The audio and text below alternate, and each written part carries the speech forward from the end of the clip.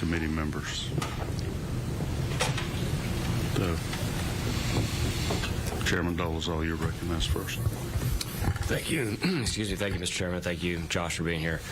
This has been going on for a year now. The DA, when we first issued the subpoena, declared in the paper that it was unlawful, when it clearly was lawful. The courts now have agreed with us that it was lawful. And I'm wondering what your advice is on how we actually get to a commitment. I know that she's saying her travel schedule is preventing that. It would appear, according to, I guess, eyewitness reports, that she's traveling with Mr. Wade again. And so do we have any ability to, I guess, distinguish between personal travel with Mr. Wade, that I don't know if that's part of why she's saying she's unavailable, versus actual official court duties? And at what point do we reach the point of either a second subpoena or enforcement of the subpoena, either with the Sergeant of Arms or via court order?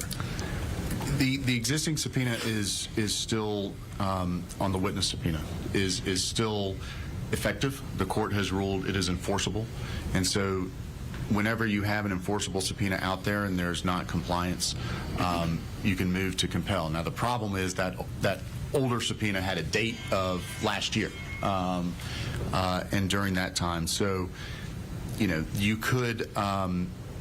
You have options, whether, again, it's to issue another subpoena or move to compel that one, or just have an agreement of counsel. And, you know, in terms of which I would either recommend or proceed, I'm happy to answer here, but it might be best to do that in executive session. It would appear to me, as a casual observer of this, and somebody who doesn't practice law, but, you know, the DA has thumbed her nose at this committee.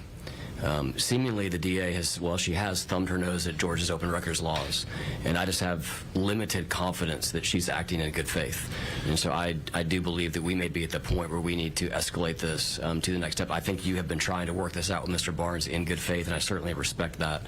And I think that he probably is acting in good faith, but I'm not sure that his client is, and that I think is probably a concern and should be a concern for this committee. I will say that there have been a lot of filings. There have been a lot of attempts to go to the court to get resolution, and that is what has, you know, in many ways caused the time issue. But I will also say that the court, in every time given the opportunity, has held that this committee has the jurisdiction. The documents need to be produced, and the witness testimony should occur. Follow up, Mr. One. Follow up. Go right ahead. Sure.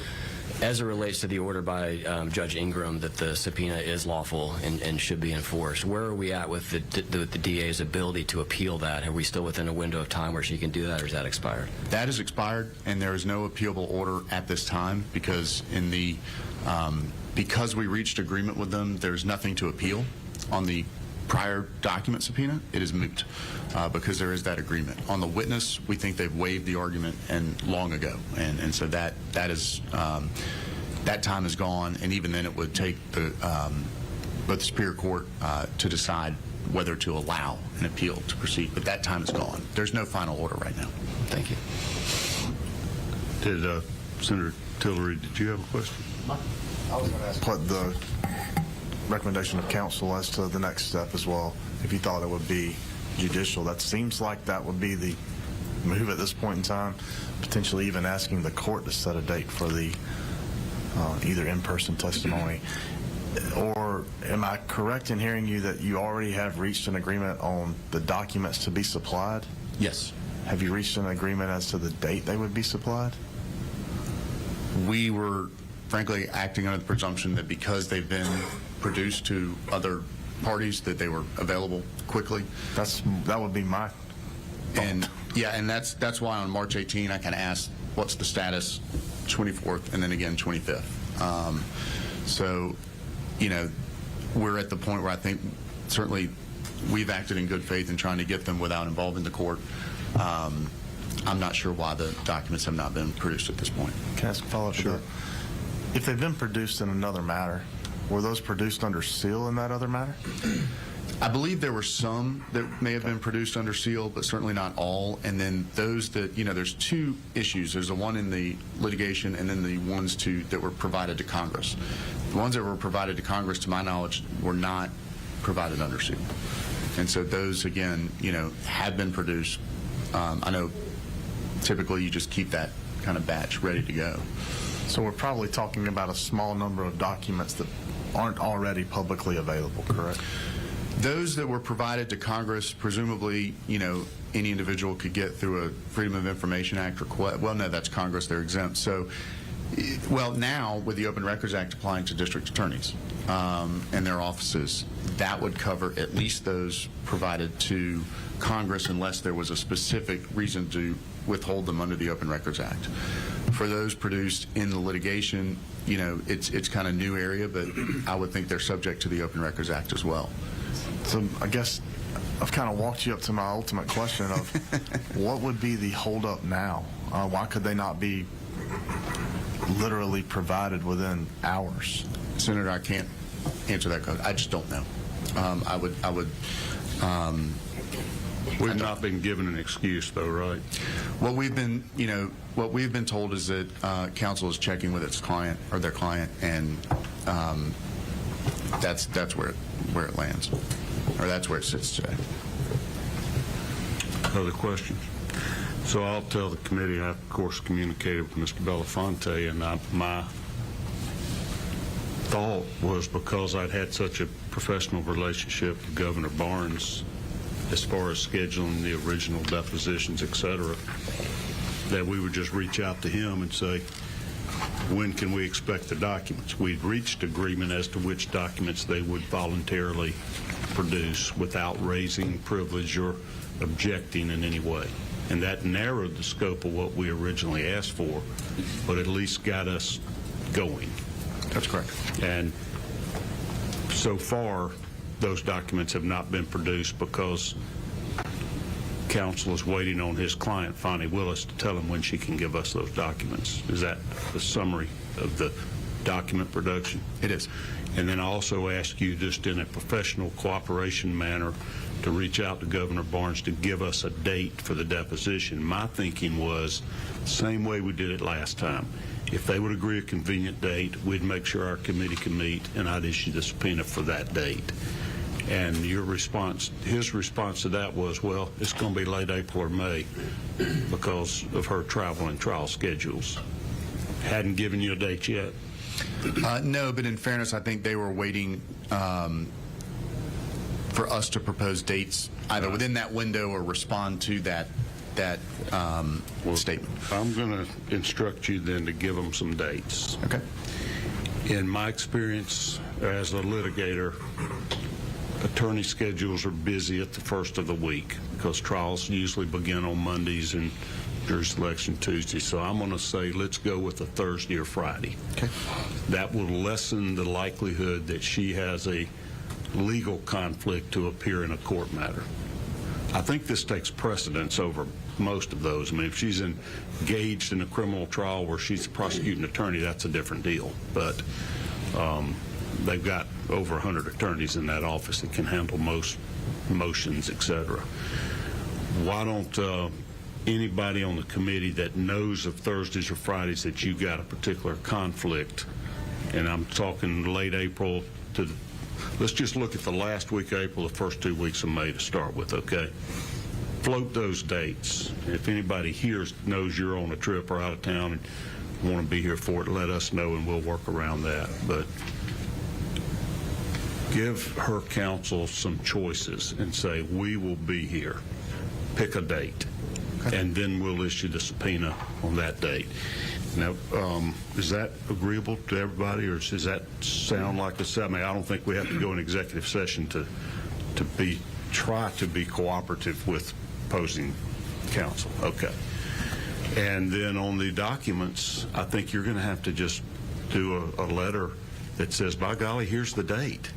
You know, and it needs to be before we have her here to testify so that we can be prepared to question her. So I would say 2 weeks from today or from this Friday, I mean, pick a date here. April 15th range, you look at something that's the end of a week and say, this is reasonable. This has been going on now since March the 12th, and follow up. And so that's more than 30 days from when they agreed to produce documents that have already been produced in other matters. Right? Okay. Does that sound like a fair course of action? I'm not, you're the counsel for this committee, but that would be my suggestion if that suits. I think the only question for the committee is, given the agreement on March 10, whether the committee wants documents while the legislature is in session, or if the committee would be satisfied getting them after sine die.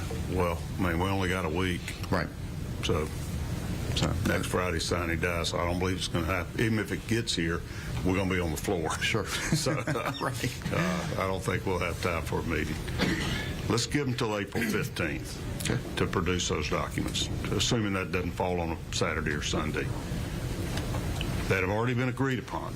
Yes. Surely she's not traveling out of, I mean, she's got a job to do here in Fulton County. She ought to be here within 30 days. And it's asked, and then if those documents aren't produced, then you got to file that motion to compel or whatever it is to get the court to make it again and ask for your attorney's fees. We're paying you for all your efforts and asking her to do stuff that the court's already ruled she has to do. And then we'll try to see if she will appear, and if not, at least then we have an opportunity to move to compel her attendance that the court's already ordered. Okay. All right. I have a few things in the file for committee members that Mr. Belafonte brought us this morning. I want to make sure we have in the record, and I'm going to let you mark them for us, and we'll give them to the court reporter to keep in our record. But there was an order that specifically ordered Ms. Willis to appear in response to her subpoena, the witness subpoena, and that was not appealed. The order indicated that the witness subpoena was enforceable, but in the December of last year order, it grouped it with the document one and said subject to the production. You know, it doesn't address the witness one separately. My point on that one was there's not been an objection made by the district attorney on the enforceability or scope of the witness subpoena since last year. Okay, so I'm looking at an order that's dated February 25th of 25. Yes. Order regarding petitioner's objections to witness subpoena that ordered her to file a detailed elaboration of her arguments no later than March 12th, or else abandon the objections to these requests on these Right. bases. And the respondent shall have until March 21st to respond. That's us. That's us, and that's the one where we pointed out in our response that in that opportunity afforded to the district attorney by the court, there were not objections made to the witness subpoena. And it was that focused is on documents. your document filed on March 12th, petitioner's brief in response to order regarding petitioner's objection, and then your Yes. reply. So this is the briefing of that issue. That's correct. All right, for our record. And no appeal to the court's order. No. So the next step is for us to issue the subpoena again, give them a date certain, and if she fails to appear, then we would file a motion for contempt for failing to have honored